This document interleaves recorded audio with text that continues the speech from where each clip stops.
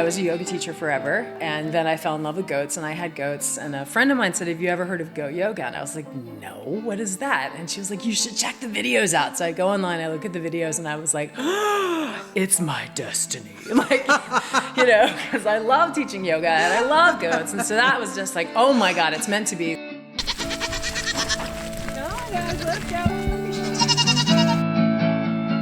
Hi, welcome back to How Much Can I Make? I'm your host Mirav Ozeri, and yes, that was the sound of goats you just heard, because today's episode takes us to a goat farm in upstate New York. We're back with Victoria Balentine. If you caught last week's episode, you'll remember Victoria shared her journey as a successful acupuncturist in Manhattan. This week, we're talking about her next chapter, her leap into farming.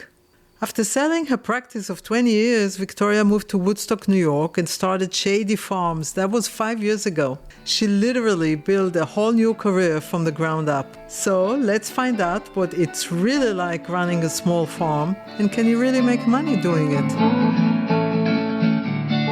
All right, Victoria. So now you have a farm. Now I have a farm. A small farm that I think is growing. I actually know your farm. Yeah, we started out with, we were going to start with 3 goats. And I came home with 5 goats, and my husband... From where? From a couple of farms nearby. Mm-hmm. And my husband was like, wait, I thought we were getting 3 goats. And I said, well, we got 5. It's goat math. You can Google it. It's the thing. Anyway, we started with 5, and now we have 34. Oh, my God. Yeah. But wait a minute, let's back up. Sure. What made you get goats? Did you dream always of having a farm? No, not at all. I always thought I was going to retire in a sailboat, truly. And for the longest time, I was watching oceans die in front of me. So coral reefs that I've known and loved since my early 20s in the Bahamas and the places that I love to go. Like, there was this one reef that used to be the size of a city block, like an avenue, like a full avenue, just massive, beautiful reef. And I visited it 20 years later, and it was the size of a card table. I know, it was awful, Mirav. Truly, no, really. Very few times I can even tell this story without crying. And what was on that tiny little smidgen that was left alive, there were so many fish. Like, it was so abundant and fecund. It was amazing. But it was just this sort of 3x3 thing left, and everything else was just bleached and gone. And the environment is so much in the forefront of my thinking all the time. And I kept saying, what can I literally do? What can I literally do? And my husband and I got a house in West Shokan, and our neighbors on either side were homesteaders, and they were doing something called regenerative agriculture. And they were trying to be not just carbon neutral, but carbon negative, right? So you sequester more carbon than you consume. And it's like a light went off. I was like, oh, I can literally do that. I can eat seasonally and grow my own food and be hyper local and barter and do all these things. And so that's how it happened.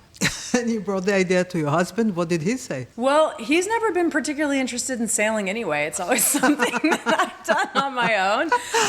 So he wasn't exactly heartbroken about that part. But no, he really loves the ethos of it. He really loves the idea as well. You know, to be carbon negative is a pretty amazing thing. And, you know, we all feel environmental catastrophe happening around us. Like, we're all aware of it. And to feel like I can do one tiny little thing on this tiny little postage stamp of land that I have feels really meaningful, especially with all the things that are going around. Like, at the end of the day, I feel like I'm being kind to the planet, and I think that that's a nice way to live. Tell me about the early days of the farm.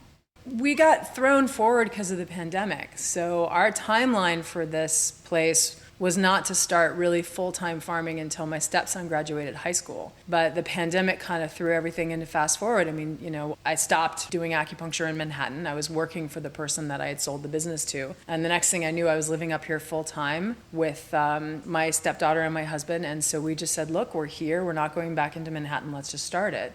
So we started it. It was a pretty stressful, weird time to start a farm. And what was your dream at the time? To be just self-sustained? To try to grow as much of our own food as possible. Same with protein, right? So source as much of our own protein from the property as possible. That's where goats come into play, because if you're talking about homesteading, if you're not a vegan, you immediately start saying, okay, so where's the dairy going to come from? So what are you going to have? Are you going to have sheep? Are you going to have a cow? Are you going to have goats? And a cow is way too much milk for one family. So then you have to deal with doing cow shares and, who's going to milk it, who takes care of it. They're large animals. So I started working at all these other farms. Once I had the idea of wanting to farm, I worked at a chicken farm, a meat bird farm. I worked at an egg laying farm. I worked at a goat dairy farm. I worked at a hog operation, pig farm. And I tried to learn everything that I could before I started. And goats just really, really landed. I just fell madly in love with them. They're amazing. They're just best things ever. So tell me what you have on your farm today. We have 34 chickens, 34 goats, 3 livestock guardian dogs, a big market-sized garden.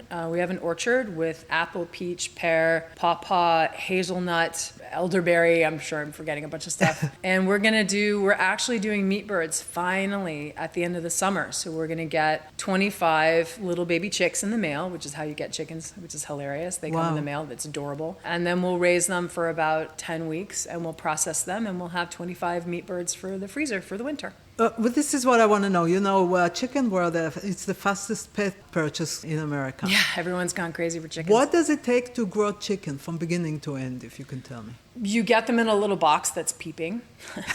You take them out of the box and you do what I call the beak dip, which you dip their nose in their water source so that they know where it is. Okay. You check their little butt for something called pasty butt because they get kind of dehydrated in the male, so you want to make sure that they don't have anything on their little back feathers, and if they do, you dip their little butt in warm water. And then you put them in what's called a brooder, which is essentially a heat lamp hanging from a ceiling in a kiddie pool. And first you start out with towels so it doesn't hurt their legs on pine shavings, but then eventually they graduate to pine shavings. You feed them chick starter and then chick grit, and then they grow, and there's all sorts of things about keeping the temperature correct in regard to the heat lamp, and they can get cold, so then they huddle under the heat lamp, so then you lift, all that kind of stuff. And then after about 6 weeks, if it's temperate out, you can start letting them outdoors, and that way they can be free range and run around. You have to have protection for them. That's what I wanted to ask you about, because my friend who lives also in the country had a net and had a chicken coop, and the mountain lion came and ate it. There's something called electric poultry netting, which they definitely didn't have. They probably had all sorts of fencing. But the thing about an electric poultry netting is it's electrified, and you can make it very, very, very hot. So any predator, whether it's a bobcat or a bear or a dog or a coyote or a fisher, they come up and they touch that with their nose and they jump 10 feet in the air and run away. So that's what we use. And we've had no losses here. We've had no predators actually take and get away with the chicken. Okay, so now you get a lot of eggs and you get a lot of milk from the goats. Yeah. What do you do with all of that? Well, we sell, so once these new chickens get in full laying, they're going to give us probably 24 eggs a day. Whoa. So we sell to friends and family. Right. We are a farm. We're recognized by New York State as a farm, which is a whole other process. We need to make sure this place isn't a money pit. So we try to make back what we spend on the farm. The eggs are incredibly unique. I mean, the birds are truly free range. They have a massive hill to run around in. Their house we call the Chicken Summer Palace. I mean, it's absolutely beautiful. So we sell the eggs. We don't really sell the vegetables so much as we trade. So like we do trades. We did trade with a local artist where we give her eggs and cheese and vegetables all summer. And at the end of the summer, she gives us a piece. Wow. Yeah, it's really cool. I mean, things that we could never afford to buy. I know. It's amazing. It was like, So, I mean, and she loves it. She loves the idea of barter, and she loves the idea of, getting all this fresh, free-range, wonderful, organic food, and we love having her art in our house. It's fantastic. It's an investment, too. Yes, absolutely. What surprised you the most about having a farm? Wow, I don't even know where to start. So many things. I mean... it's so, at first, it's so much less so now, but at first it was so stressful. And maybe it's my temperament, but I just take so seriously keeping everybody safe. For instance, if the poultry netting went down, I would be in a complete panic, just thinking that at any second, a pack of coyotes was going to go over there and get my chickens. And of course, that wasn't true at all. I now know that they learn the poultry netting. So if they approach it and it's super hot and it zaps them, they'll stay away from it for a good long while. Like they're not going to come test it again and again and again. So if the fence goes down, I don't have to freak out. You know what I mean? Like, I'll get to it when I get to it. And like, you know, the animal husbandry, the births. Yeah, so much, Mirav. So like, just, you know, when animals get sick and you're the one who has to give them the injection, and, you know, a lot of the times you're your own vet. And, you know, as you've seen, the births are so intense. And you have to be there for lots of reasons. And so, you know, there's a few week period in the spring where I just don't sleep because I know that there's a goat due and I have to be there when she gives birth. And then this year was the most stressful year for goat births. Why? That we've ever had. Almost every goat had a major problem that I had to go in and intervene. Yeah, it was really intense. It was really a lot. So I was elbow deep in a goat frequently. The best thing was I had to get knee surgery because I slipped and fell on the ice. And I scheduled the surgery between births. And my surgeon was kind enough to help me do that. And he was so flexible, and bless his heart. So I know, you know, I'm having the surgery on Monday. And the last goat in the first group is due on Saturday. So I'm like, okay, it'll be fine. So of course, Saturday comes and goes and she doesn't give birth. And then Sunday it comes and goes and she doesn't give birth. And I have to leave for the surgery at 10 a.m. At like 8 in the morning, my husband and I are looking at each other like, what are we going to do? Like, my goat's just looking at me like, yeah, I'm good. And finally I said, well, she's overdue. I think I need to go in and just feel and see what's going on. And my husband said, listen, don't go in just because you're under time pressure. And I said, well, I am under time pressure, but I also think that there's a problem and I should go in. And I went in, and sure enough, there was a breech presentation. And so I had to turn it and get it. And then, you know, everything happens, and I got all the babies latched on and their umbilical cords cut, and everything's good, and everybody's dried off and healthy, and everything's fine. I ran back to the house at 9:52 and washed my arms and then went down to get surgery. It was like the whole way down. I was like, I can't even believe that just happened. I had 8 minutes. Like, it was just amazing. Wow. So that's, you know, so just so many surprises every day. Every day there's something new that surprises you. We're like, I didn't know that was on the menu. You know, like, I didn't know that was going to happen. So right. I know that you do something very unique, which is goat yoga. Yeah. And it's incredibly successful. Yeah. Tell me about this a little bit. Well, the fun part of the story and less pragmatic is I was a yoga teacher forever. Right. And then I fell in love with goats, and I had goats, or was getting goats. And a friend of mine said, have you ever heard of goat yoga? And I was like, no, what is that? And she was like, you should check the videos out. So I go online, I look at the videos, and I was like, it's my destiny. Like, you know, because I love teaching yoga and I love goats. And so that was just like, oh my God, it's meant to be. So that's Woodstock Goat Yoga. But the more pragmatic thing is, one of the things that I really wanted to talk about and that people talk about a lot is, how do you help small farms make a living? Yes, tell me. So it's so important. So, I mean, if you think about it, you know, you can buy a whole cooked chicken at Costco or wherever for like $8. $5. Yeah, exactly. I mean, right. it's insane.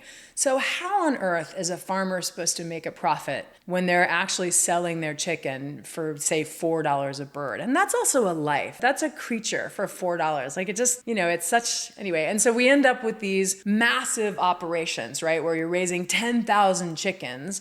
Because at the end of the day, you're only going to make $1 a chicken. So the only way to make a living is to have these huge operations. I know, but I know a lot of people that are aware of the fact of how they grow this massive operation of chickens, and they don't want to eat it. No, exactly. The humans suffer.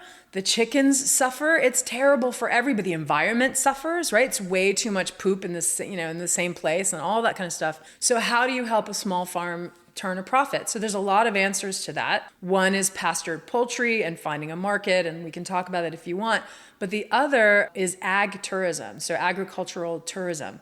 So people are so interested in farming, and they're so interested in where their food comes from, and they're so interested in animals that, you know, you can create something on your property where people will come and pay a certain amount of money to have an interaction with your chickens or with your goats or with your garden and all that kind of stuff. And each mat for goat yoga is $45. So if you think about the profit margin of $45 per mat, and I have, 20 people in the class, versus $10 for a dozen eggs. Right. Or, $2 for a tomato. So ag tourism is a really great way of sharing what you know, of getting people excited about their food and about what's organic and all that kind of stuff.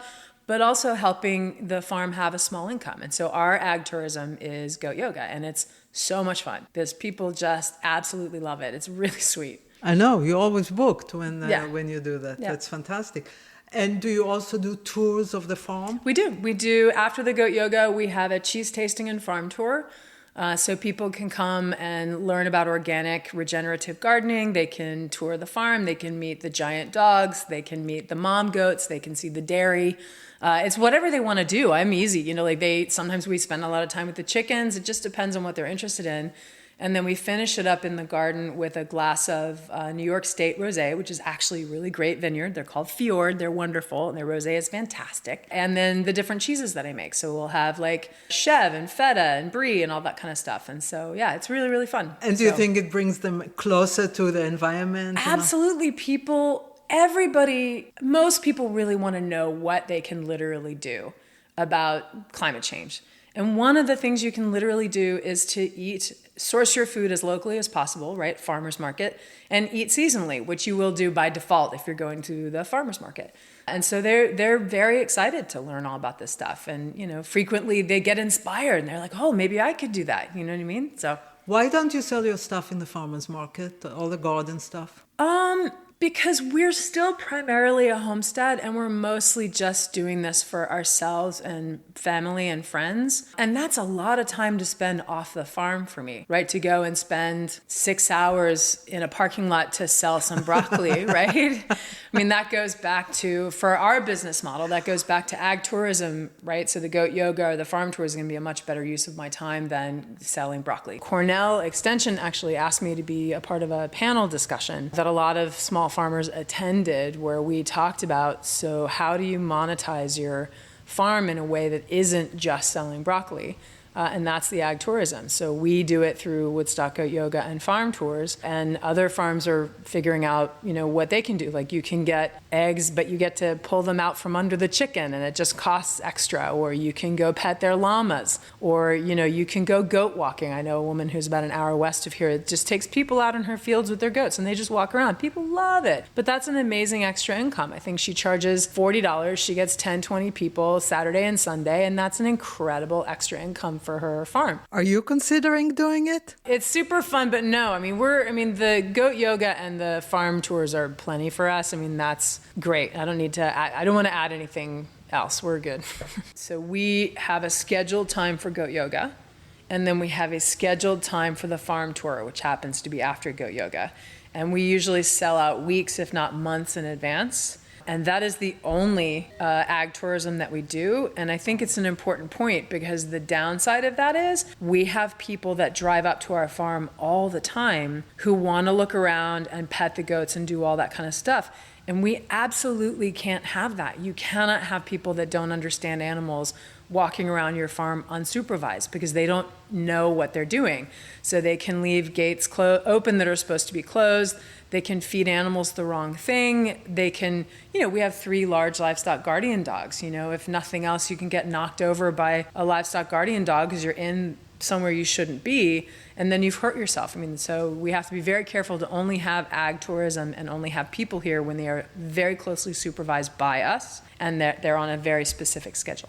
Did you have to get a permit from the state? No, the nice thing about being recognized as a farm in New York State is they give you leeway to find income streams. So generally speaking, with some exceptions, you can have ag tourism, farm tours, goat yoga, even a small farm stand, and you're not going to be interfered with by the town or permits or all that kind of stuff. To a certain extent, you do get some wiggle room as a farm, because generally speaking, New York State is incredibly supportive to farms. And how do you deal with all the natural disaster and pests and critters in your garden and storms? Yeah, that's kind of what I meant about, I didn't know that was going to be on the menu for today. It happens all the time. What surprises you about the farm? Every day surprises me. So I remember one time there was this substantial rainstorm, but we get substantial rainstorms fairly frequently, and this one was pretty bad, but there was something, I was like, and I go out, and one of our streams had essentially sort of jumped the bank. Whoa. And was coming towards the barn, and because of the way that the leaves had fallen and kind of gotten stuffed into the bottom of the welded wire fence,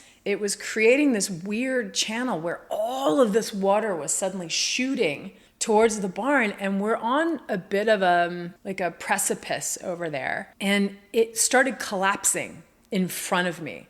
And I was like, oh my God. I come running back to the house, and I'm like, Jerry, I think we've got a problem. And because I said it in that way, Jerry was like, oh my God. So we go tearing back out there, and now we're in this torrential downpour, moving physically, trying to put rocks and boulders to try to block the stream while digging out all those leaves that were causing this channel. So stuff like that, you're just, and in every year there's a new pest. Last year it was like the plague of chipmunks. This year, literally a groundhog got into the garden last night. I'm still trying to figure out how. He took out every single one of my lettuces and every single one of my kales. Oh my God. They're all just gone, and it's like, a few years in, I don't let it upset me anymore. I'm just like, oh, all right, well, I got to deal with that. So what is your day-to-day like in the farm? Well, this morning I get up at 6 and I meditate, and then I go out to the barn and start milking at 7. How many goats do you have to milk each day? Right now is 7. Okay. And when I went out to the barn, the first thing I did was I put a bunch of milk on the stove to start a yogurt, because it'll warm it up to 185 degrees while I'm milking all the goats. The timing is kind of perfect. Okay. So then I go in, I feed everybody, and then I start milking the goats, and that takes about 6 minutes per goat. And then I came in with that milk, and I took the beginning of the yogurt and I cooled it down, and I added culture, and then that's out there cooking right now. That'll be done later today. And then I started another cheese by adding culture and rennet and stuff, and that'll be something else I have to do with it in 24 hours, and it'll be done in about 6 weeks. It's called a Valensay. It's actually an ash-rolled cheese. It's so beautiful. And then I changed everybody's water, and I gave them hay, and then I put all my little goats, we call them the bottle gang. I put all the bottle gang out on the hill so they can free range. I took care of the chickens. I got the eggs. Then I worked in the garden, and then I came in to speak to you. Wow. Yeah. Wow. And what do you do in the winter? You don't have so much work in the winter, right? Nope, I get to relax. So in but the morning, goats are still in the barn. Yeah, so in the morning I still have to go feed and make sure that everybody's okay. And usually in the middle of the day I just check on them, and then I tuck them into bed at night.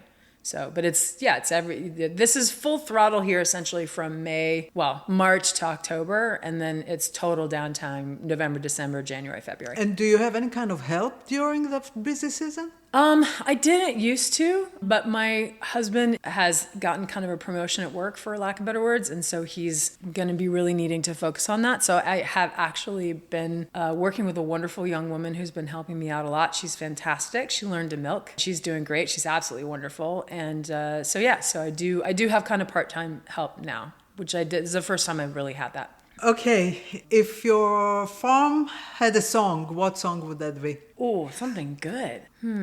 Oh, I know. I milk the goats every morning to yoga music. And there's one song, I think it's called, it's MC Yogi. I think it's called Peace Out. And there's something about it that I'm always trying to be in the moment when I'm milking them, because it's just so beautiful and pastoral. And, I find my mind wandering of who am I going to breed this fall? And blah, blah, blah, blah, blah. What am I going to do? And then I always try to just keep coming back to that moment of the beauty of just milking this animal and our relationship. And that song always just reminds me, oh, right. Just be in the present moment. Just enjoy this while you have it, while it lasts. You never know when it's going to change. So. Do you have plans of growing your farm or leaving it at that? We are too big. We originally really thought that we would do meat birds. We thought we'd have a lambing operation. We really thought we might even do, 3 or 4 pigs. But I've come to realize that we're primarily a goat farm. I get great joy out of making cheese. So I don't want to try to do all of those other things. So I'd rather buy lamb from a local farm and buy, pork from a local farm and stick to the goats, the chickens. This year we're getting meat birds, which I'm very excited about, but we're really hitting critical mass as to what we can do. So. All right. So just before we go, if people want to come and tour your farm, where do they find you? We are Woodstock Goat Yoga. So we're locatable on Instagram, TikTok, woodstockgoatyoga.com. and woodstockgoatyoga@gmail.com. So we're easy. You just Google Woodstock Goat Yoga and you'll see everything you need to see. All right. Thanks a million. Sure. That's fantastic. That's a wrap for today. If you have a comment or question or would like us to cover a certain job, please let us know. Visit our website at howmuchcanimake.info. We would love to hear from you. And on your way out, don't forget to subscribe and share this episode with anyone who is curious about their next job. See you next time.